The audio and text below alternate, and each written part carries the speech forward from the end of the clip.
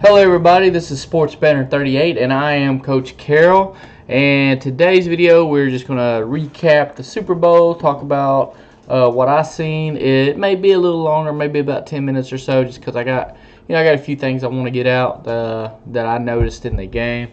First off, I picked at the beginning of the season for the Rams and the Patriots to make the Super Bowl, and I picked for the Rams to win. So it got pretty close. I mean, I had the right teams, and it was a decent game. I know everyone is complaining about boring Super Bowl ever and this and that. Me personally, I enjoy defensive games, so I enjoyed the game. Now, I didn't understand everything that went on in the game, and I'm going to get into that. But pretty much, I felt like the Rams defense matched up good with the Patriots offense, and I felt like they would be able to keep Brady in check and keep the Pats from running up any kind of big score, which I feel like they did. Now, what I did not count on was the Patriots defense holding the Rams to 3 points. I absolutely did not see that. I felt like it would be, they would hold them down quite a little bit in the first half, and then I feel like adjustments would be made and the Rams would be able to get some more points on the board.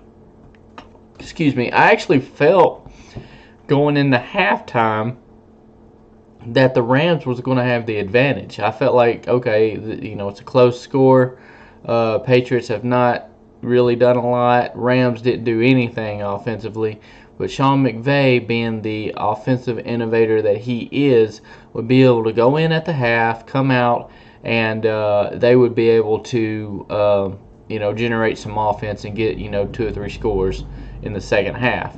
That, as we all know, did not happen. The thing that's disappointing to me, I don't think he made any adjustments at halftime, at least that I could tell. I couldn't see any difference. I feel like they come out, they did the same exact thing that they did in the first half, which we all know did not work, and it didn't work in the second half either. One thing to note to me, I believe they gave up on running the ball way too early. Now, in most games in the NFL, if you're down by 2 or 3 scores, and it's in the second half, your hand is almost forced. You've got to throw the ball practically probably 85% of the time, maybe sneak in a run every now and then. But if it's a one-score game, I mean, your playbook is wide open. You can continue to run the ball. I know they didn't have a lot of success running the ball in the first half. And, I don't feel like they ran the ball a whole lot, really, in the first half either. So, basically putting the game on Jared Goff's shoulders was not the answer. And I'm not knocking Jared Goff. I'm not like everybody else. Oh, he sucks. He's not the answer for the Rams and this and that. He is not a bad quarterback, okay? He can win a Super Bowl, but the game has got to be called differently than what it was. You can't put that pressure on Jared Goff. I mean, I'm not saying he won't be there someday to where he can handle that pressure and be fine, but I did not feel going into this game that you're going to be able to put that pressure on Jared Goff and expect him to win the Super Bowl for you. I felt like Sean McVay's game plan would be run C.J. Anderson, run Todd Gurley, throw in some of those quick little jet sweeps and different things that they do. Use your speed to hurt that defense, and I don't believe I saw any of that. Maybe I missed some of those. Maybe they did do some of that, and I just don't remember it because it wasn't successful. But the bottom line is everything hinges on the Rams being able to run the ball. If they can run the ball, it opens up everything. Those little knick-knack plays that they do, the reverses, the jet sweeps, it'll open up the passing game for Jared Goff. And it seemed like they abandoned the run, which I feel like by doing that, you are basically submitting the game away right there, because you're not going to be able to score just trying to fling the ball down the field with Jared Goff against a defensive mind like Belichick. They come in scheme wise, and Belichick just basically straight up outcoached Sean McVay, which isn't a huge shock, but it's a little shock to me in that I don't feel like what the Rams do is a big X's and O's advantage. I feel like if they use their physicality and they continue to try to run the ball, they were eventually going to break through and start being able to run the ball. The game was close long enough to where they had all the time they needed. It was a one-score game with the exception of the last drive, so they could have continued to run the ball. I mean, like I said, if it gets 2 or 3 scores, then your hand is forced. But until the last drive, it was a one-possession game.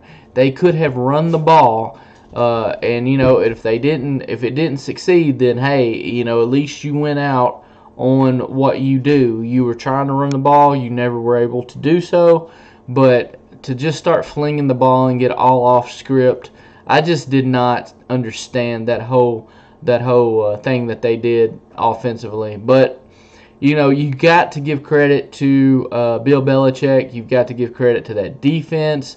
This one is not on Tom Brady. I'm not arguing that Tom Brady is not the GOAT and all this stuff, because I believe he is the GOAT. He's the best I've ever seen. I mean, you can't take that away from him. And he didn't do anything terribly enough to lose the game for him, but he didn't do a lot to win the game. You can give him the one drive if you want to, but I mean, one drive doesn't make you the MVP or the reason that they won the game. Make no mistake, they won the game because of the defense. When you hold a team to 3 points, then your defense is responsible for what's going on. They only scored 13. You could not have won any other Super Bowl scoring 13 points based on the past 52 Super Bowls. So this is the only one you would have been able to score 13 points and win the game. So with that said, like I said, I enjoyed the game. Super Bowl, the MVP and all that stuff. I feel Julian Edelman played a great game. He had a wonderful game. He didn't score a touchdown. I don't feel right with him winning the MVP. I don't think he should have won the MVP. I think that should have been reserved for a spot on the defensive side of the ball, because the defense is what held them in that game and what won that game for them. I don't know, Dante Hightower, maybe somebody else, but it was like I said, it was a defensive struggle. I prefer that more than a 40-50 point shootout. I know a lot of people, they like to see scores and this and that, but me personally, I prefer a happy medium. But if I got to pick between a shootout or a good defensive game, I'm going to go with a good defensive game, which I thought it was. It's just kind of a big shootout just feels kind of like video gaming to me, where both people are scoring every time they get the ball. I'm not crazy about that. But overall, it was a competitive game.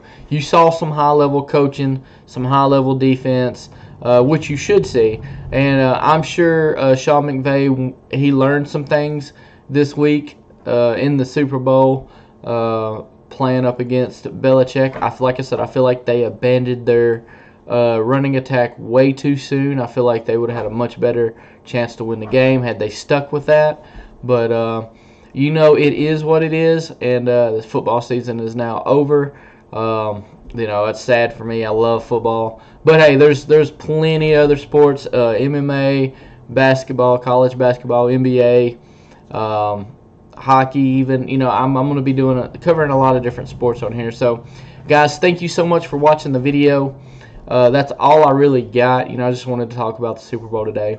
Anyway, please like, share, hit the subscribe button down at the bottom. Please comment. Let me know what you think about my analysis. Once again, was I completely off base?